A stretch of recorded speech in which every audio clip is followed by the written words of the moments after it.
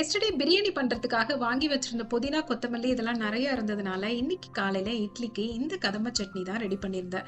ரொம்பவே டேஸ்டியா இருந்தது. இத பண்றதுக்கு ஒரு கடாயில எண்ணெய விட்டு, வெள்ள உளுத்தம் பருப்பு 1 ஸ்பூன் வதக்கிட்டு, அதுல கொஞ்சம் இஞ்சி, 4 பல்லு பூண்டு இதையும் நல்லா வதக்கிட்டு, காரத்துக்கு தகுந்த மாதிரியான பச்சை மிளகா, நான் இன்னைக்கு 2 பச்சை மிளகாய் யூஸ் பண்ணி வதக்கிட்டேன். அதுக்கப்புறமா 3 மீடியம் சைஸ் வெங்காயத்தையும் நல்லா வதக்கிட்டு, அது நல்லா டிரான்ஸ்லூசன்ட் கலருக்கு வந்ததுக்கு அப்புறமா 2 தக்காளிய எடுத்து நல்லா வதக்கிக்கணும்.